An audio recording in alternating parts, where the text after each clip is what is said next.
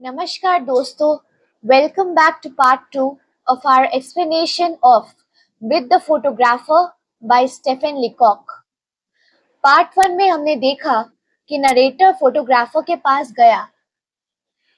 उसने 1 घंटा वहां पर इंतजार किया और फिर उसका एक बहुत ही ज्यादा टॉर्चरस फोटो सेशन हुआ। और सैटरडे को फोटो का प्रूफ देखा तो नरेटर ने खुद को पहचाना ही नहीं। वो खुद के फोटो को पहचान ही नहीं पा रहा था।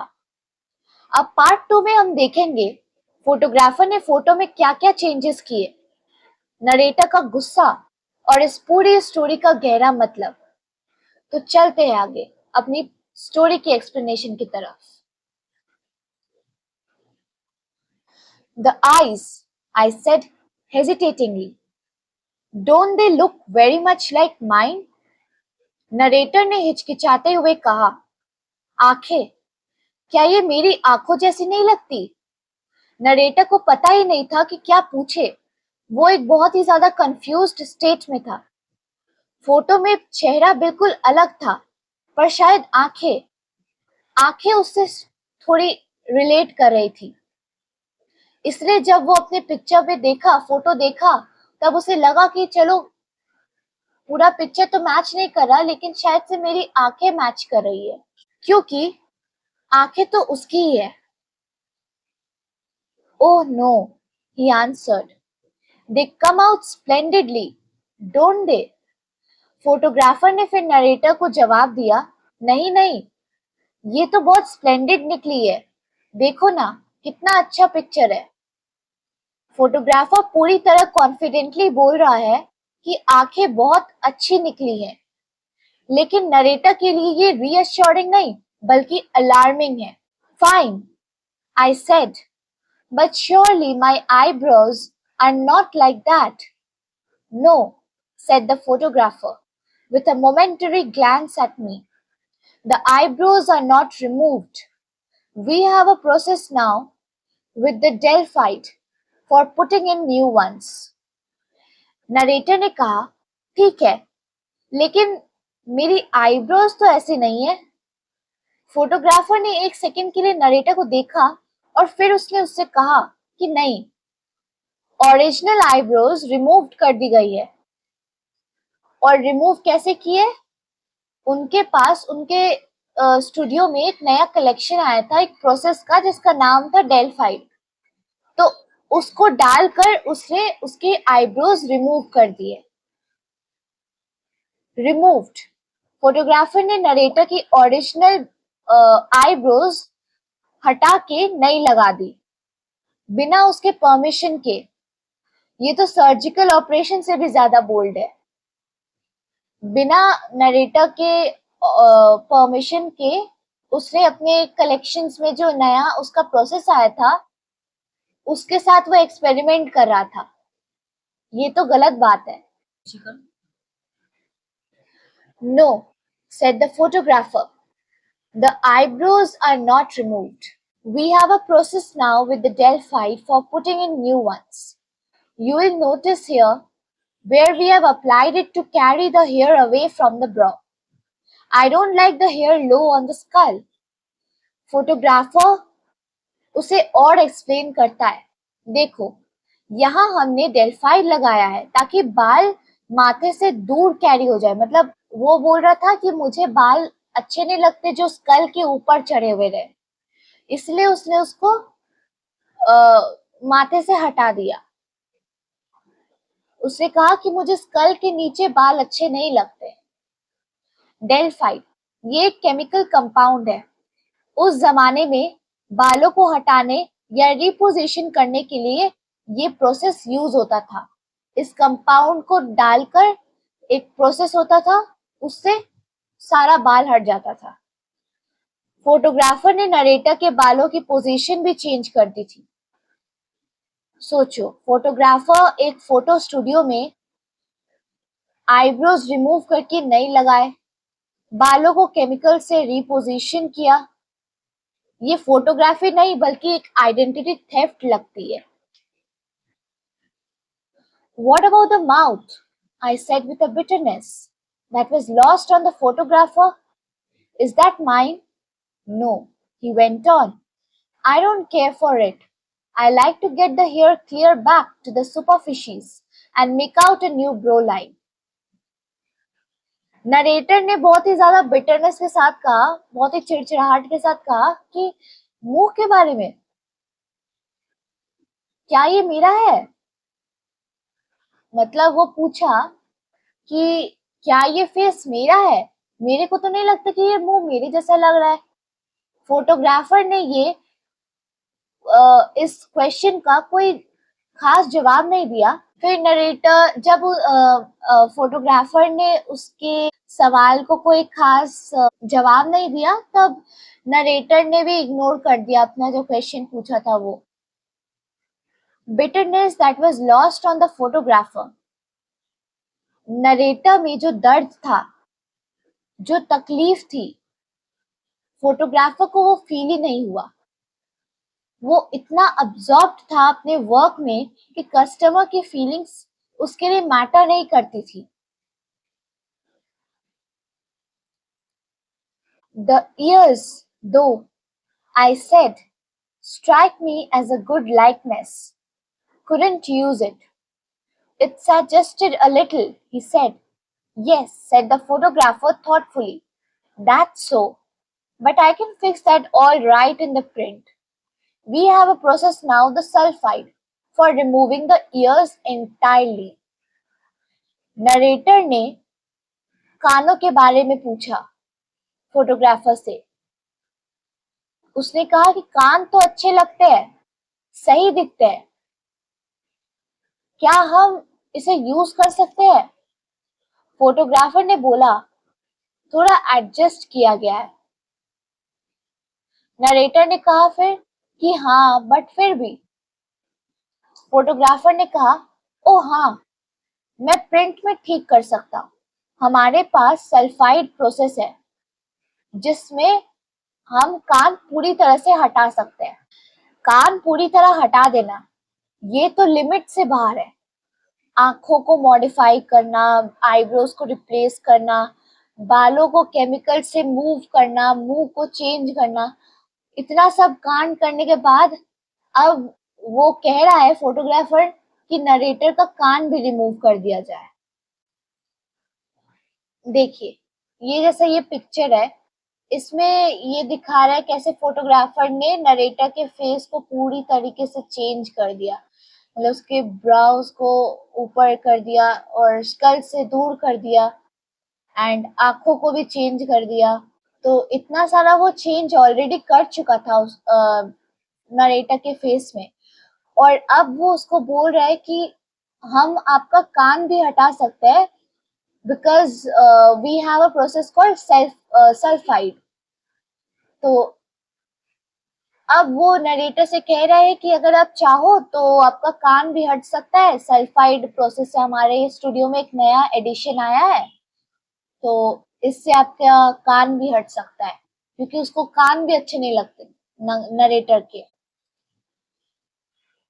Listen, I interrupted, drawing myself up and animating my features to their full extent, and speaking with a withering scorn that should have blasted the man on the spot.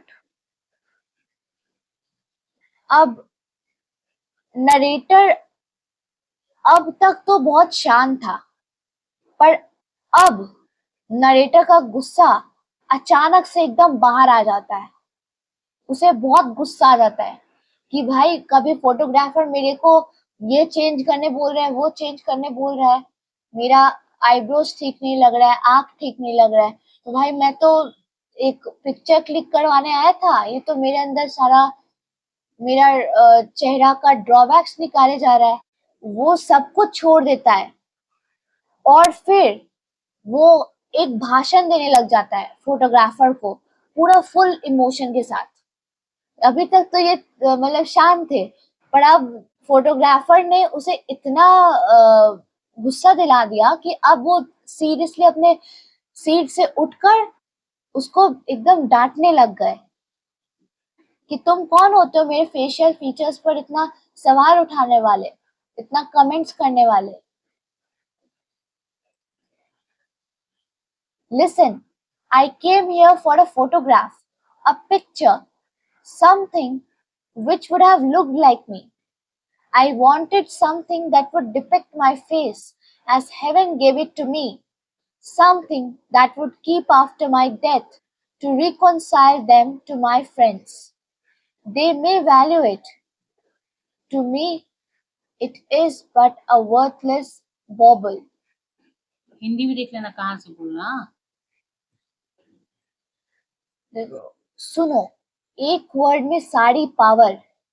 Narrator ने अपने आप को स्ट्रेटन किया, अपना चेहरा animate किया, यानी अपने चेहरे पर एक्सप्रेशंस लाए।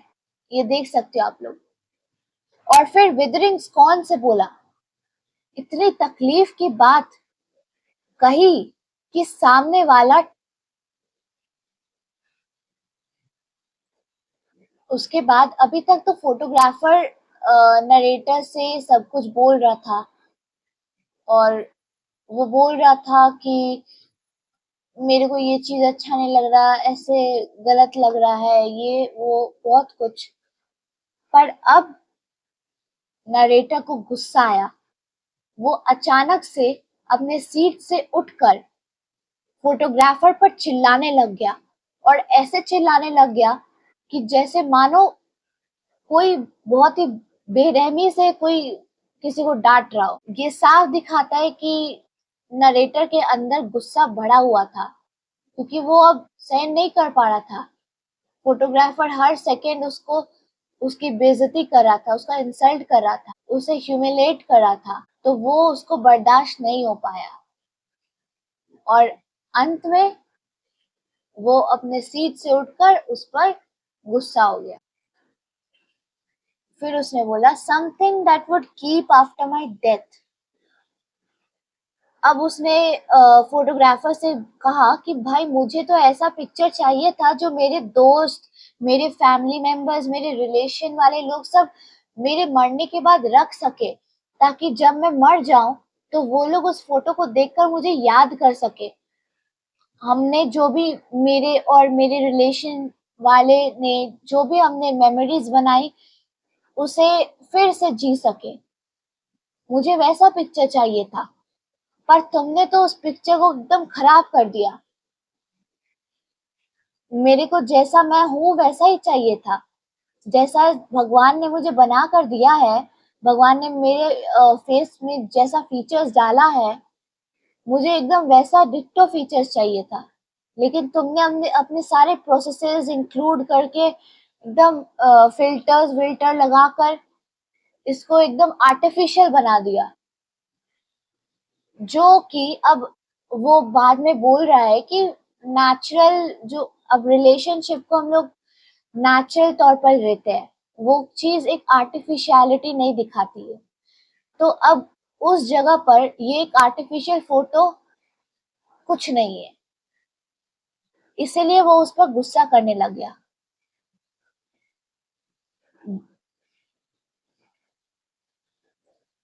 पर अब यहाँ तक तो ठीक था। अब नरेटर को और भी ज्यादा गुस्सा आ गया, और फिर जब फोटोग्राफर उसे बोल रहा था कि मैं ये प्रोसेस यूज करूंगा, इस चीज में ये चीज मैं यूज करूंगा तुम्हारे फोटो को कन्वर्ट करने में, तब उसको और भी ज्यादा गुस्सा आया, और फिर वो एकदम उस पर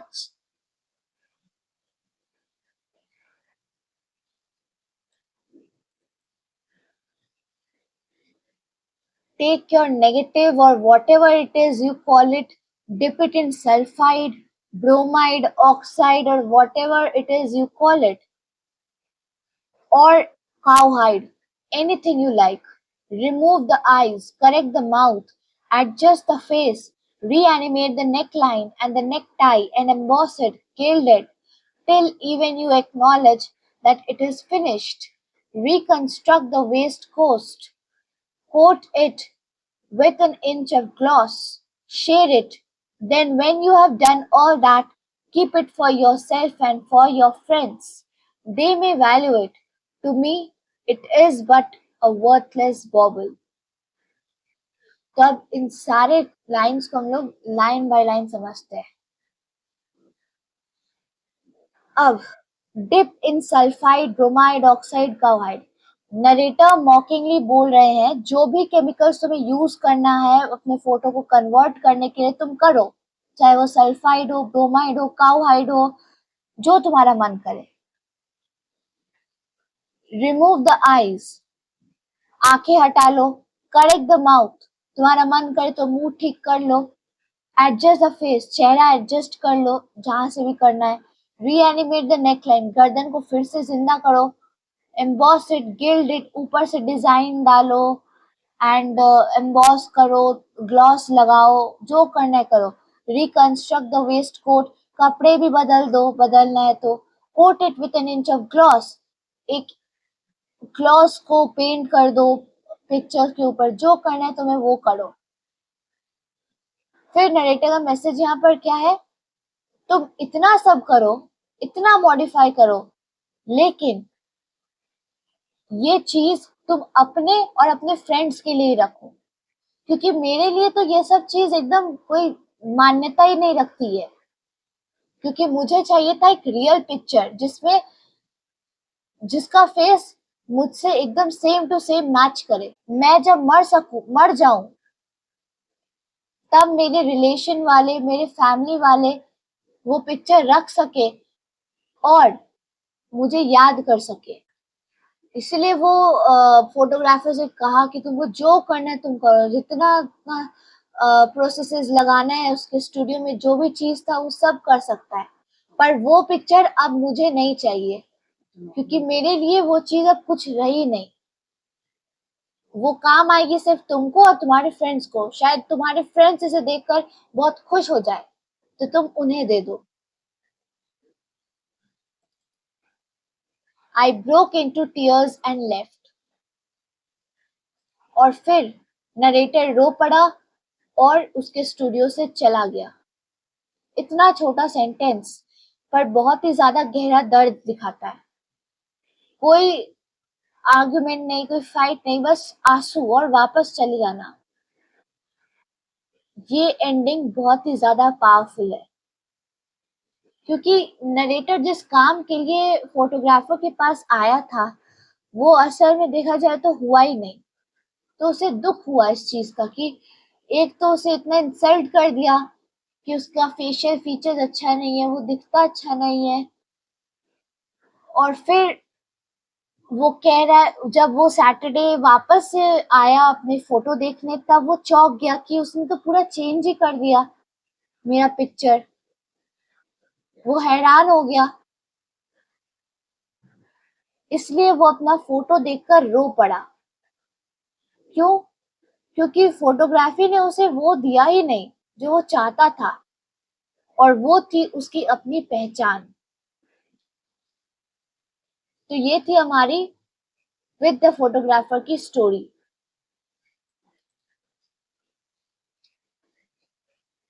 तो अब एक कैरेक्टर एनालिसिस कर लेते हैं हम लोग नरेटर और फोटोग्राफर के बीच में। नरेटर कौन थे? वो 40 इयर्स के एक एजेड मैन थे। नरेटर का एज था 40 इयर्स। वो सेल्फ अवेयर थे, वो अपनी खामियों को जानते थे, और वो हम्बल भी थे, और अंदर से बहुत ही ज्यादा सेंसिटिव थे। ये हमने स्टोरी में भी देखा कि वो इमोशनल है, और वो बहुत ही ज्यादा पेशेंट थे, क्योंकि वो फोटोग्राफर के स्टूडियो में 1 घंटा इंतजार किए, और फाइनली वो ब्रेव भी थे। इसलिए हमने देखा कि जब स्टोरी में हद हो गई, जब फोटोग्राफर उनको सुनाया ही जा रहा है कि आपके फेस में ये अच्छा नहीं है, और सारा ड्रॉबैक्स बताया जा रहा है, तब फिर उनका गुस्सा फूटा, और तब वो उससे नाराज हो गए, और फिर लास्ट में स्टूडियो से रोते रोते चले गए। अब फोटोग्राफर कौन है? फोटोग्राफर एक बहुत ही सीरियस, रोबोटिक और कोल्ड मैन था। मतलब उसके अंदर कोई फीलिंग्स नहीं थी, कोई एक्सप्रेशन नहीं था। वो एक्सप्रेशन लेस इंसान था। कोई इमोशन नहीं थी कस्टमर के लिए। और उसके अंदर एक अलग ही ईगो था। अपने काम पर प्राउड था वो। फोटोग्राफर सोसाइटी का सिंबल है, जैसे कि beauty industry, social media and advertising. वो जेन्युइनली बुरा नहीं, वो वही कर रहा है जो सोसाइटी परफेक्ट मानती है। इसलिए वो विलेन नहीं, वो सिस्टम का प्रोडक्ट है। अब यह एक आयरनी है। वो प्राउड है अपने काम पर, लेकिन नरेटर के लिए उसने कुछ बुरा ही किया। यही ब्लाइंडनेस है, अपने एक्शंस का इम्पैक्ट ना समझना।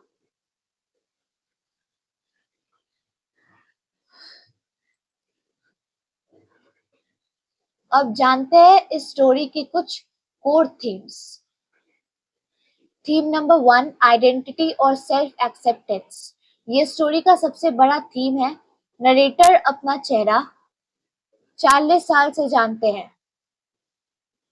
वो अपने चेहरे के ड्रॉबैक्स ये सब जानते हैं, और अपने चेहरे के फीचर्स भी जानते हैं, और वो उन चीज को एक्सेप्ट भी करते हैं। लेकिन फोटोग्राफर सोसाइटी की तरफ बार बार कहता है कि ये सब रॉन्ग है, बहुत ही गंदा है, और इसे फिक्स करना पड़ेगा। थीम नंबर 2, सोसाइटी का प्रेशर। फोटोग्राफर सोसाइटी का सिंबल है, जो हमेशा आइडियल स्टैंडर्ड्स डिफाइन करता है और कहता है कि तुम्हारा नेचुरल सेल्फ इनफ नहीं है, तुम्हें और अपने आप को निखारना होगा। इस स्टोरी में एक एक फीचर को क्रिटिसाइज किया गया है। कान, आंखें, बाल, मुंह, आईब्रोज, कुछ भी नेचुरल नहीं छोड़ा गया। ये सेम चीज आज beauty industry, social media filters और एडवर्टाइजिंग करते हैं। Theme number 3, artist versus customer. Photographer के पास पावर है। वो डिसाइड करता है कि क्या गुड है, क्या बैड है, सब चीज। कस्टमर को बस एक्सेप्ट करना पड़ता है। नरेटर पहले सब सहता रहा, फिर फाइनली जब हद से ज्यादा हो गया बात, तब वो उठकर फोटोग्राफर पर चिल्लाने लगा। And theme number 4, humour as a tool of criticism. Leacock directly lecture नहीं देते, वो हंसाते हैं, लेकिन हंसाते हंसाते एक गहरी सच बोलते हैं। यही है लाइट ह्यूमर का जादू। आप मुस्कुरा रहे हो और सोच भी रहे हो, तो इसे ह्यूमर कहते हैं। और इस स्टोरी में हर जगह ह्यूमर हमें देखने को मिल रहा है। अब हम इस स्टोरी के कुछ लिटरेरी डिवाइसेस देख लेते हैं। नंबर 1, ह्यूमर और कॉमेडी। पूरी स्टोरी ह्यूमर में बेस्ड है।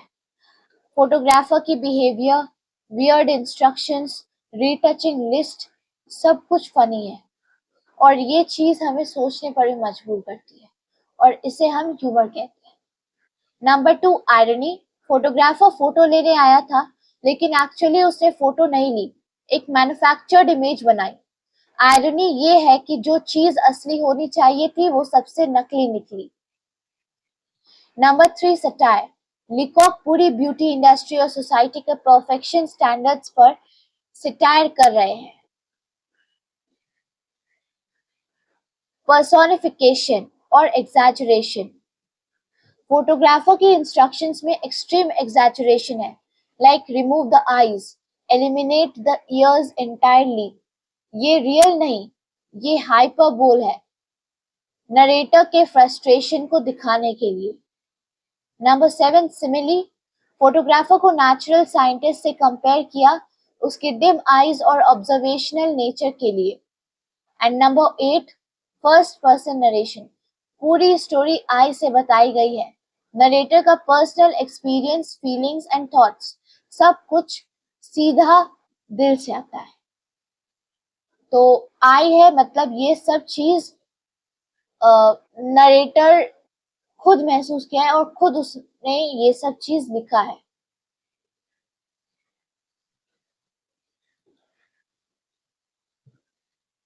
तो दोस्तों ये थी with the photographer by Stephen Leacock. एक ऐसी स्टोरी जिसमें ह्यूमर है, दर्द है और बहुत ही ज्यादा गहरा सोशल मैसेज भी है। लिकॉक ने 1912 में ये स्टोरी लिखी, लेकिन आज 2026 में भी ये उतनी ही सच है। Photoshop, Instagram filters, beauty apps सब कुछ उस फोटोग्राफर जैसा काम करता है। तुम ठीक नहीं हो, हम तुम्हें ठीक करेंगे, ये चीज ज्यादा लगाने की है, ये सब जैसे फोटोग्राफर ने यूज किया वैसे ही आजकल के ब्यूटी एप्स भी यूज करते हैं। लेकिन रियल क्वेश्चन ये है, क्या हम अपना असली चेहरा, अपनी असली पहचान चाहते हैं, या वो मैन्युफैक्चर्ड परफेक्ट फिल्टर वाली इमेज जो एक्चुअली हम है ही नहीं। नरेटर ने सही कहा, this face is my face. अपनी आइडेंटिटी पर प्राउड रहो। तो अगर ये वीडियो आपके काम आई तो प्लीज लाइक करो, चैनल को सब्सक्राइब करो और अपने दोस्तों के साथ जल्दी जल्दी इस वीडियो को शेयर करो। और कमेंट्स में बताओ, क्या आपको भी कभी किसी ने आपकी फोटो में बहुत ज्यादा चेंजेस करने की कोशिश की है? एंड अगर किसी ने पार्ट 1 इस स्टोरी की एक्सप्लेनेशन को नहीं देखा है तो मैं इस वीडियो के डिस्क्रिप्शन बॉक्स में पार्ट 1 का वीडियो लिंक ऐड कर दूंगी। तो जिनको भी पार्ट 1 देखना हो आप वहां जाकर देख सकते हैं। तो मिलते हैं अगले वीडियो में, तब तक के लिए पढ़ते रहो, सीखते रहो एंड ग्रोथ करते रहो। जय हिंद।